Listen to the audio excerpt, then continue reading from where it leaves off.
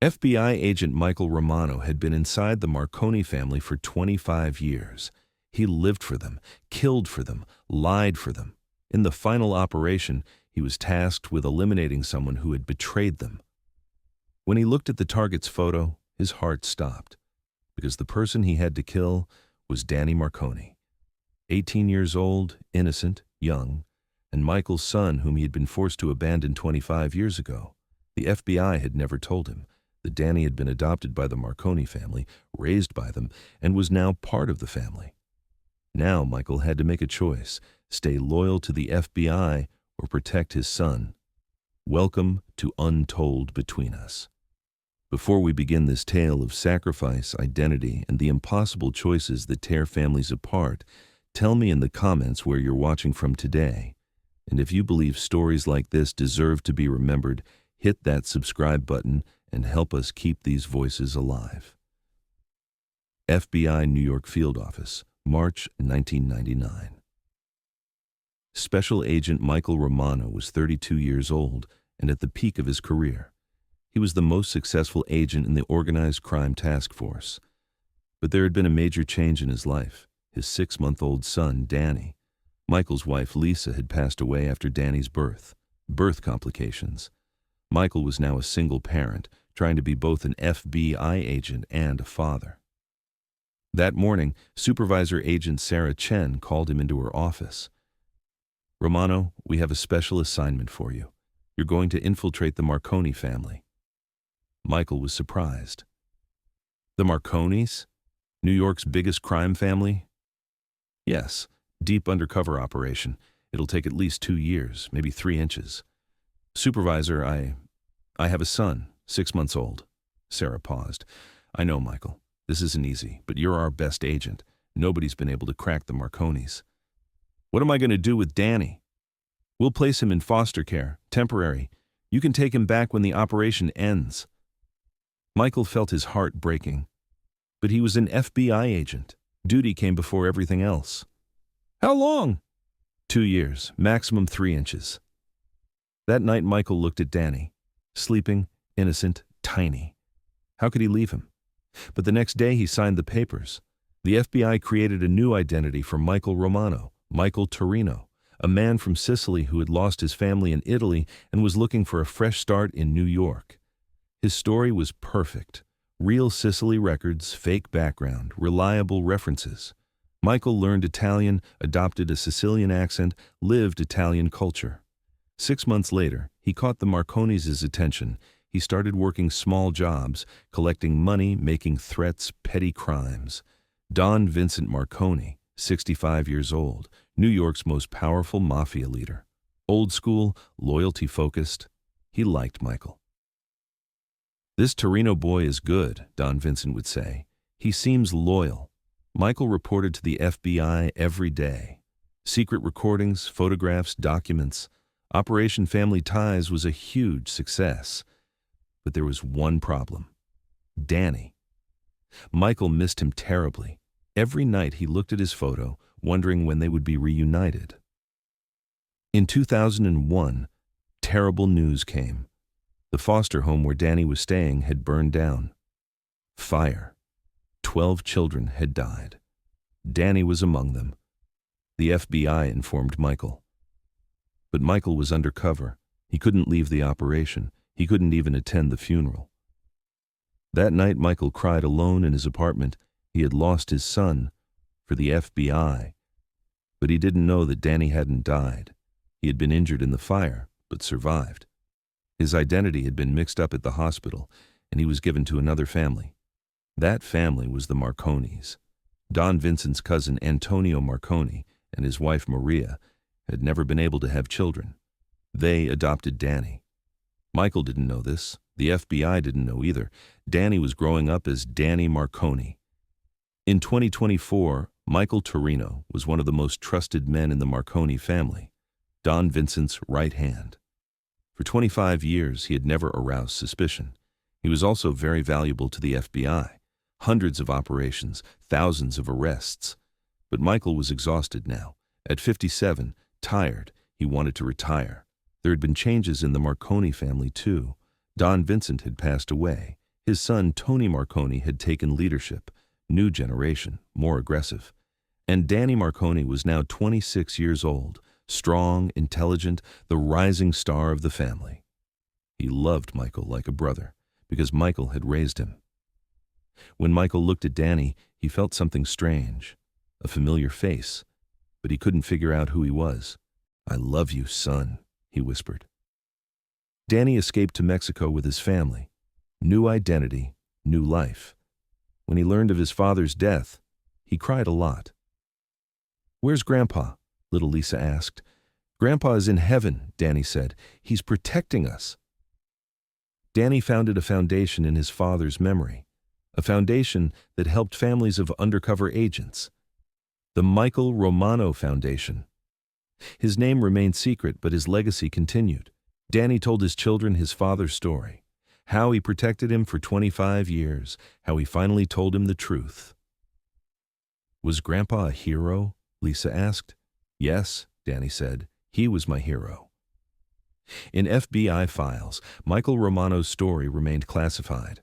The 25-year undercover operation was considered successful. The Marconi family had collapsed, but nobody knew that the real success was Michael finding his son. Danny now lives in Mexico as David Walker, family man, honest businessman, never involved in crime. And every night before bed, he prays for his father. "Thank you, Dad, for choosing me over everything else. Thank you for listening to this story.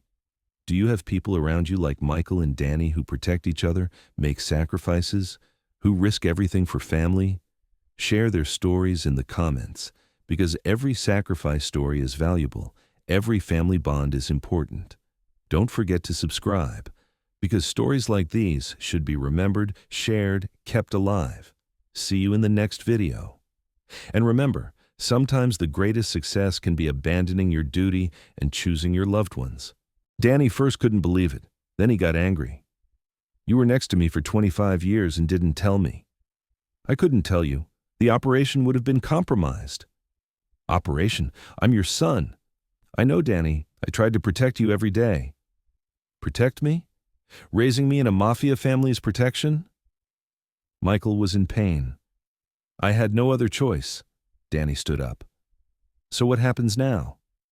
Are you going to kill me?" "Never. But the FBI is waiting. We'll outsmart the FBI together." Michael and Danny planned together. They would escape from the FBI and from the Marconis. "We'll get new identities," Michael said. "Go to another country." "But what about Tony, the Marconi family?" "Danny, they're criminals. We became criminals too, but now we can start clean.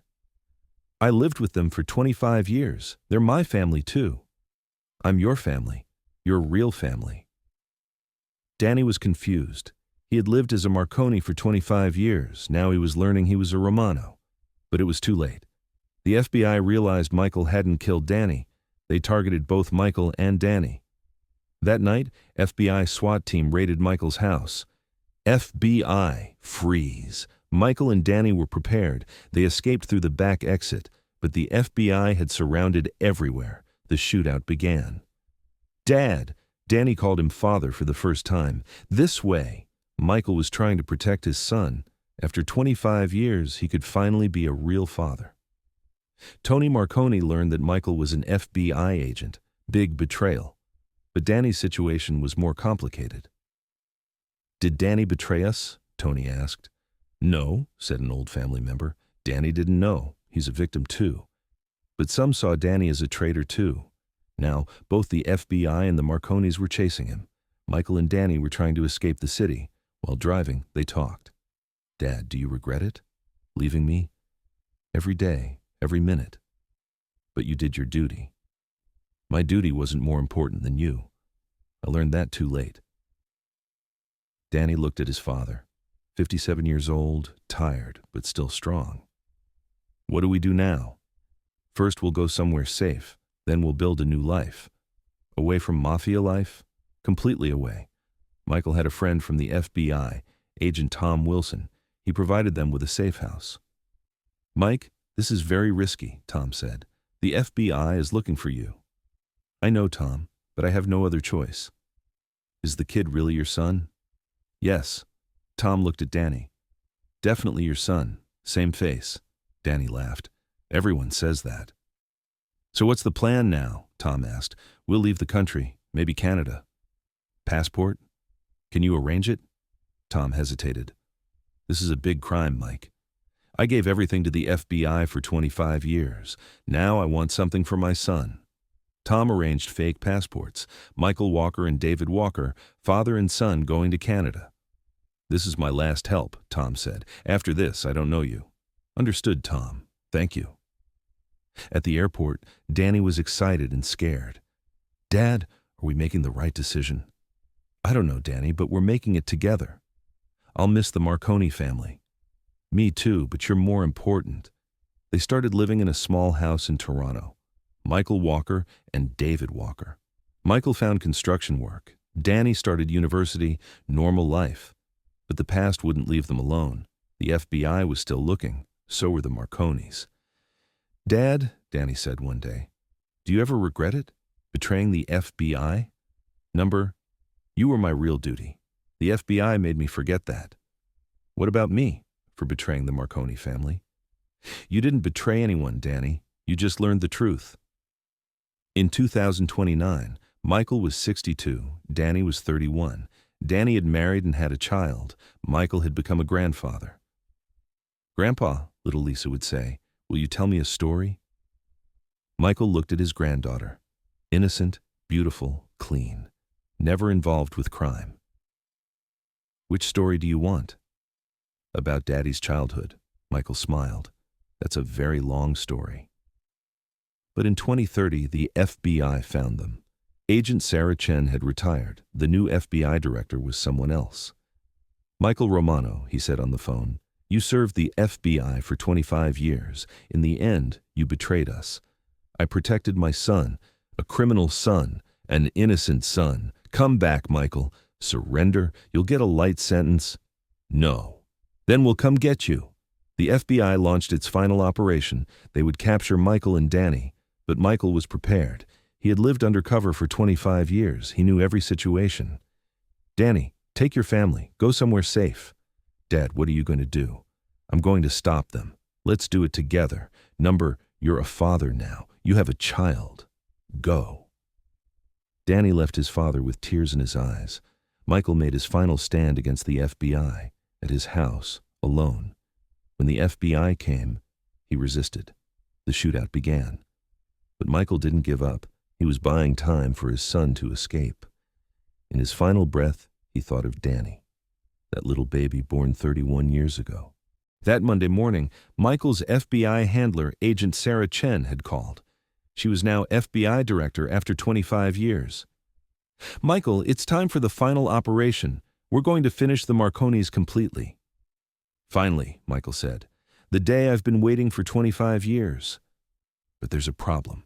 Someone betrayed us. They're leaking information. Who? Danny Marconi, Tony's cousin, 26 years old. Michael's heart stopped. Danny? Yes, you need to clean him up. Clean up? You mean kill him? Yes, Michael. He's putting our information at risk. He might learn your identity too. Michael hung up the phone. His hands were shaking. Kill Danny? That innocent boy? That evening there was a family meeting at the Marconi house. Michael went as usual. Danny was there, smiling, energetic. Uncle Mike, Danny said. He always called Michael that. How are you? I'm fine, Danny. How are you? Great. Tony's going to give me a big job. Michael's heart ached. This boy loved him so much. How could he kill him? During the meeting, Michael secretly watched Danny. Facial features, hand movements, his laugh. Everything was so familiar. Then, Danny stood up. He put his left hand behind his head. A childhood habit. Michael was shocked because he recognized that movement.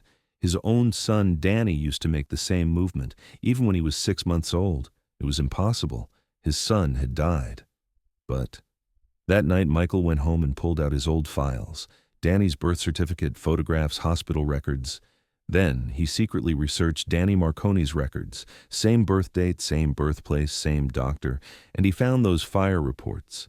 Danny Marconi had been brought to the hospital as a child injured in the fire. There had been identity confusion. Michael understood. His son hadn't died. He had been adopted by the Marconi family. For 25 years, he had lived in the same house as his own son. He couldn't sleep that night. The FBI had tasked him with killing his own son. The next day, Michael wanted to call the FBI and tell them the truth. But how? Would he say, "The boy you want me to kill is my son"? Moreover, would the FBI believe this? Or would they think Michael was trying to sabotage the operation? And Danny? Could he tell him the truth? Say, "I'm your real father and I've been watching over you for 25 years"? Danny knew him as Uncle Mike, loved him. How would he react if he learned the truth? Michael was caught between two fires. If he betrayed the FBI, he would be caught and imprisoned. If he killed Danny, he would have killed his own son. Danny was a smart boy. He noticed the change in Michael's behavior. "Uncle Mike, you've been acting strange lately. Is something wrong?" "No, Danny, everything's normal." "Are you sure?" "I feel like you're watching me." Michael's heart raced. "That's nonsense, Danny. Why would I watch you?" But Danny's suspicions were growing. He started investigating Michael, secretly. Agent Sarah Chen was getting impatient. "Michael, what are you waiting for? Clean up Danny Marconi already. I need time. I can't arouse suspicion." "Arouse suspicion? You've been there for 25 years. Who's going to suspect? Danny's a smart boy. I need to be careful." "Michael, this is an order. You'll handle it within 48 hours. Michael started sweating. 48 hours. 48 hours to kill his own son. While Danny was researching Michael's past, he found strange things. Michael Torino's records in Sicily were incomplete, references were suspicious, and most importantly, Michael's behavior. Too professional, too educated, too disciplined. Not like a normal Mafia member. Danny was smart. He started thinking he might be FBI, but he also felt love for him. For 25 years, he had cared for him, protected him, loved him, like a real father. That Friday evening, Danny went to Michael's house. Alone. "Uncle Mike, we need to talk." Michael tensed. "About what, Danny?" "Who are you really?" Michael's blood froze. "What do you mean?" "You're not Michael Torino. Your records are fake. Your references are lies." Michael reached for his gun, but Danny was his own son. He couldn't hurt him. "Danny, these are dangerous topics. You're FBI, aren't you?" Michael remained silent for a long time. Then he nodded. "Yes." "How long?" Danny asked. 25 years. Danny was amazed. 25 years? So since the first day you knew me?" "Yes, Danny." "So why? Why don't you kill me? Isn't that your duty as an FBI agent?" Michael took a deep breath. "Because you're my son." Danny's world spun. "What?" "You're my real son, Danny. The child I lost 25 years ago after the fire." Danny had to sit down. "This is impossible." Michael showed him the documents, birth certificate, hospital records, photographs. "I'm your real father, and now the FBI wants me to kill you."